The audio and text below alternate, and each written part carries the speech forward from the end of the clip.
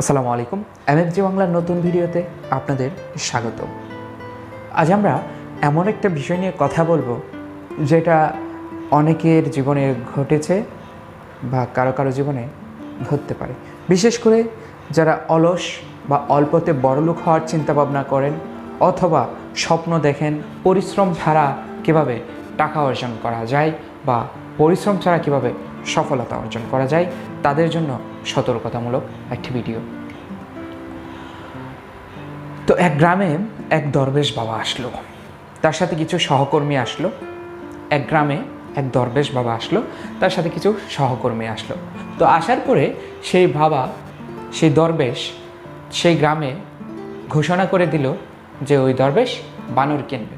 প্রতিটি বানরের মূল্য হচ্ছে 100 টাকা। সেই দরবেশ বানর কিনবে, প্রত্যেকটি বানরের মূল্য 100 টাকা। তো ওই গ্রামটি ছিল একটি পাহাড়ি অঞ্চলের পাশেই। ওই গ্রামে অনেক বানর ঘোরাফেরা করতো। তো বানরের তো কোনো মালিক হয় না, তো লোকজন করলো কি, যাদের কোনো কাজকর্ম নাই, বানর ধরে ধরে বাবার কাছে দিয়ে আসলো, দরবেশ বাবার কাছে দিয়ে আসলো, দরবেশের কাছে দিয়ে আসলো। তো একটা বানরের দাম 100 টাকা, কোনো কাজ নাই, একটা বানর ধরে দিতে পারলে 100 টাকা প্রায় অনেকেই দিতেছে। তো এই কাজে আবার সবাই যায় নাই, যাদের কোনো কাজ নাই তারাই যাচ্ছে। তো অনেক বানর কিনলো সেই বাবা। তো একদিন বললো কি, এখন বানরের দাম বাড়িয়ে দিল, 500 টাকা করে দিল। 100 টাকায় বেশি পাচ্ছে না, আর মানে যারা দেওয়ার তারা দিচ্ছে, সবাই দিচ্ছে না। তখন সে বানরের দাম বাড়িয়ে 500 টাকা করল। এই 500 টাকা করার পরে ওই গ্রামে যত লোক ছিল, ছাত্র, শিক্ষক, অবসরপ্রাপ্ত, বিভিন্ন বয়স্ক লোক, বিভিন্ন শ্রেণী পেশার মানুষ বানর ধরা শুরু করলো। বানর ধরে ধরে সেই বাবার কাছে নিয়ে দিয়ে আসলো। একটা বানরের দাম 500 টাকা। তো কিছুদিন পর সে বাবা বানরের দাম আরও বাড়িয়ে দিল, 1000 টাকা করে দিল। তো 1000 টাকা করে যখন দিল, তখন ওই গ্রামে প্রায় সবাই বানর ধরা শুরু করলো, কিছু লোক বাদে। তো সবাই বানর ধরে ধরে ওই বাবার কাছে বিক্রি করতে শুরু করলো 1000 টাকা করে। একসময় দেখা গেল ওই গ্রামে আর কোনো বানর নাই, সব বানর ওই বাবার খাঁচায় বন্দি হয়ে গেছে। তখন বাবার সহকর্মীরা ওই গ্রামের লোকদের বলল যে, বাবা তো 1000 টাকা করে বানর কিনছে, আমি আপনাদের বাবার খাঁচা থেকে বানর বের করে দেব 900 টাকা করে, তাতে আপনাদের 100 টাকা করে লাভ হবে।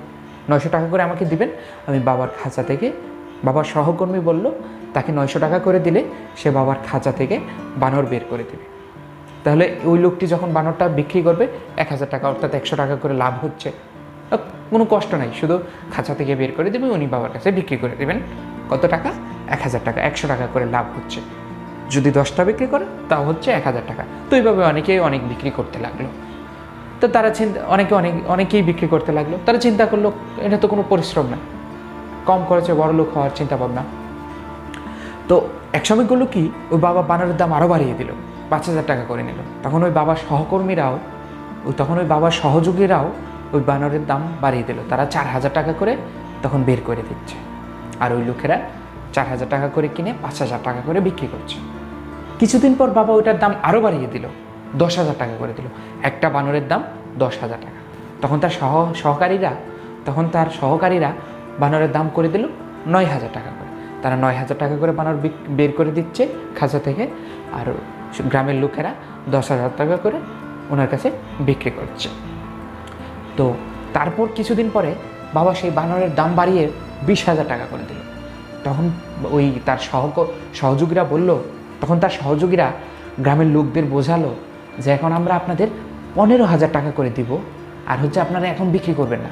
বাবা কিছুদিন পর বানরের দাম আরও বাড়িয়ে দেবে, এখন 20,000 টাকা, কিছুদিন পর 30,000, 40,000, 50,000 টাকা করে করবে, এমনকি সর্বোচ্চ দাম 1,00,000 টাকা করে করবে একটা বানরের দাম। তখন গ্রামের লোকদেরকে তারা বোঝালো যে, আপনারা 15,000 টাকা করে সব বানর নিয়ে রাখেন, যখন 1,00,000 টাকা হবে তখন বিক্রি করবেন। তো এইভাবে হলো কি, যত বানর ছিল সব গ্রামের মানুষ কিনে নিল 15,000 টাকা করে। যার যত জমি জমা টাকা পয়সা ছিল সব কিছু বিক্রি করে বানর কেনা শুরু করলো। মহিলাদের যত গহনা, স্বর্ণ, অলংকার ছিল সব কিছু বিক্রি করে বানর কেনা শুরু করলো। তখন গ্রামের কিছু লোক ওই কাজে যায়নি। তাদেরকে দেখে সবাই হাসাহাসি করতো যে, ওরা তো বোকা, আমরা কিছু দিনে বড়লোক হয়ে যাব, 1,00,000 টাকা করে একটা বানর বিক্রি করব, আমরা মাত্র 15,000 টাকা করে কিনতে পারতেছি, যেভাবেই হোক, অবৈধভাবেই হোক। তো এভাবে কিনে 15,000 টাকা করে বাবা সব বানর গ্রামের লোকে কিনে তাদের ঘরে নিয়ে রাখলো। পরের দিন সকালে ওই দরবেশ বাবা তার সহকর্মীকে নিয়ে দাও আর নাই। এটাকে বলে মাঙ্কি মার্কেটিং। অনেকটা MLM কোম্পানির মতো। আমাদের দেশে অনেক MLM কোম্পানি আছে, আমি নাম বলবো না, আপনারা সবাই বুঝতে পারছেন। অনেকে এই MLM কোম্পানি দ্বারা প্রতারিত হয়েছেন। MLM কোম্পানি বলতে আপনারা বুঝতে পারছেন, যারা প্রতারিত হয়েছেন বা যারা প্রতারিত হন নাই বা এই নামটি প্রথম শুনছেন, MLM কোম্পানি নামটা প্রথম শুনেছেন, তাদের উদ্দেশ্যে বলছি। এই কোম্পানিগুলো হচ্ছে অনেকটা আপনার এরকম, আপনার দ্বারা ওই কোম্পানিতে লোক নিয়ে আসবে এবং প্রতিটি লোক আনার জন্য কিছু